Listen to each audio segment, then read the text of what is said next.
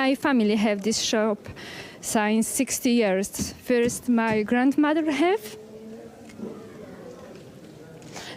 then my dad, and now since 15 years me. And yesterday I lost everything. Sorry.